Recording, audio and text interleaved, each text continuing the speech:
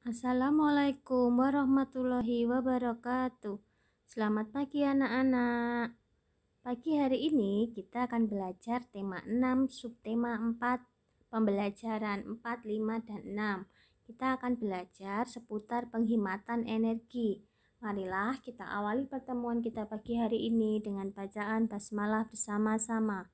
Bismillahirrohmanirrohim. Keseimbangan antara hak dan kewajiban dalam menghemat energi.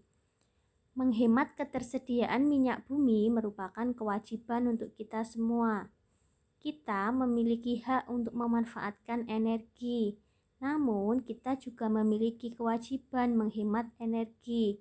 Jadi energi itu harus dihemat. Karena apa?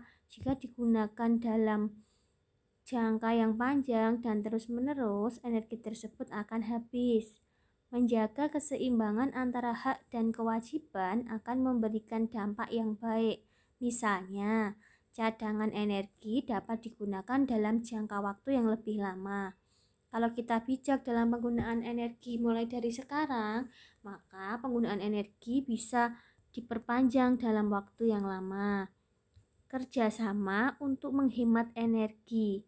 Masih ingat anak-anak apa itu kerjasama? Kerjasama adalah kegiatan saat dua orang atau suatu kelompok bekerja bersama-sama untuk memenuhi tujuan bersama. Tujuannya di sini kita bekerja sama untuk menghemat energi. Kerjasama menghemat energi dilakukan untuk kelestarian sumber energi. Contohnya saat bekerja sama menanam pohon demi kelestarian energi air. Jadi misalnya di lingkungan sekitar tempat tinggal kalian itu masih ada tanah yang kosong atau sekitar jalan, itu bisa ditanami pohon untuk kelestarian energi air. Kita lanjutkan, menuliskan informasi dari gambar menjadi cerita berseri. Ini cerita ulang kembali ya, dulu sudah pernah kita membahas tentang gambar berseri. Jadi gambar berseri itu berisi urutan peristiwa yang membentuk sebuah cerita. Seperti yang ada di layar itu ada urutan peristiwa. Nah, dalam membuat gambar cerita berseri itu yang diperhatikan adalah tokoh. Masih ingat ya dulu? Oh, tokohnya di sini kebetulan anak laki-laki semua. Berarti nanti kita bisa gunakan nama, mungkin namanya ada yang Tony, Budi, Dimas, seperti itu ya. Kemudian kegiatannya apa, serta latar belakang waktu dan tempat. Di sini anak-anak amati ya. Di sini ada 3 gambar sudah urut. Gambar yang pertama itu ada seorang anak, 3 orang anak ya, bukan seorang, 3 orang anak pulang dari sekolah. Di situ ada nama SD-nya tertera di situ. SD apa anak-anak namanya di situ? Kalian lihat ya, SD Erlangga ya. Kemudian yang B, di situ ada gambar. Anak-anak sudah sampai di salah satu rumah temannya. Aku buka jendela dulu, setelah itu aku ganti pakaian dulu ya. Kemudian yang ketiga, setelah yang punya rumah ini berganti pakaian, mereka belajar bersama-sama. Nah, nanti anak-anak hari ini berlatih membuat cerita 1 paragraf saja. Jadi minimal nanti 3 kalimat ya, yang berisi tentang apa? Dari gambar ABC ini. Gambarnya sudah urut. Jadi kalian ceritakan, tokohnya kalian beri nama, kegiatannya apa ini tadi? Oh, belajar bersama. Tempatnya di mana? Waktunya kapan? Pulang sekolah.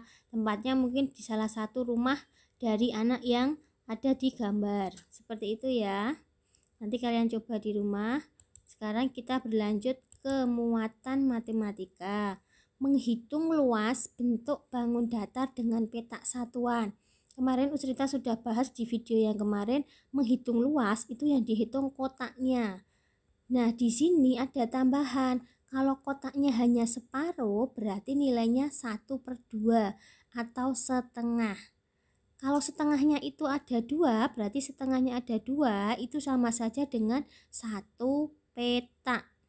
Ya, kita hitung yang utuh dulu. 1, 2, 3, 4, 5, 6, 7, 8, 9, 10, 11, 12, 13, 14. Ada 14 petak, yang setengahnya ada 2. Berarti setengahnya 2 tadi dihitung 1. 14 tambah 1, 15 petak satuan. Kemudian yang bawah dilihat, kita hitung yang utuh dulu. 1, 2, 3, 4. Ini dihitung 1, 5. Ini dihitung 1, 6. Sehingga ada 6 petak satuan. Mudah ya. Jadi yang perlu diperhatikan kalau ada setengahnya itu 2, berarti dihitung 1 petak. Karena setengah ditambah setengah itu sama dengan 1. Kita bahas bersama-sama ya, anak-anak bisa dibuka pulpenanya. Kita bahas bersama-sama soal dari nomor 1. Tentukan luas daerah yang diarsir. Nomor 1, karena nggak ada setengahnya berarti kita hitung kotaknya saja. Yang diarsir 1, 2, 3, 4, 5, 6. Di sini 6 petak satuan. Sudah jelas?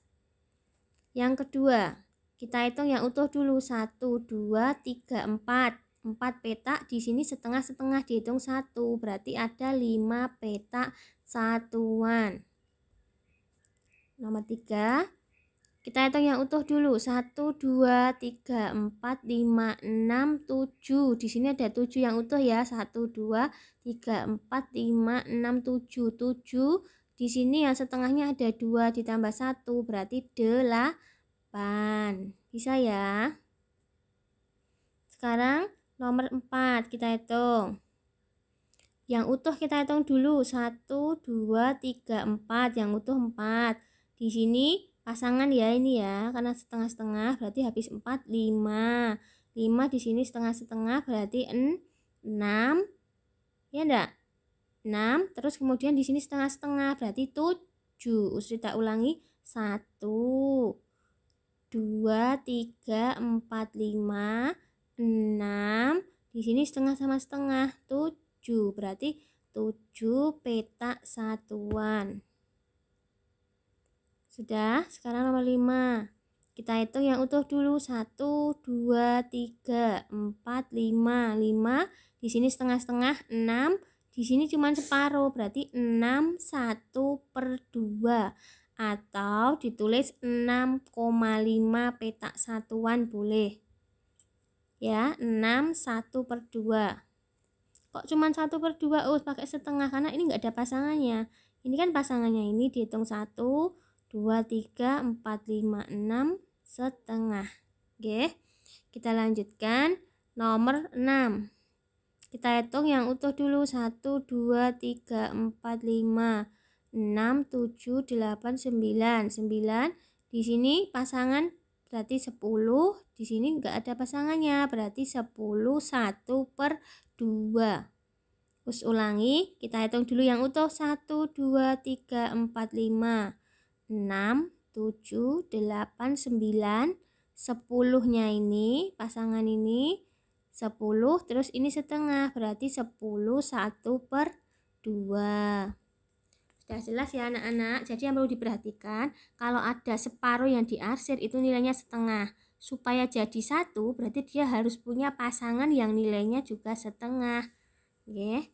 Sampai di sini pertemuan kita hari ini. Kita tutup dengan bacaan hamdalah bersama-sama.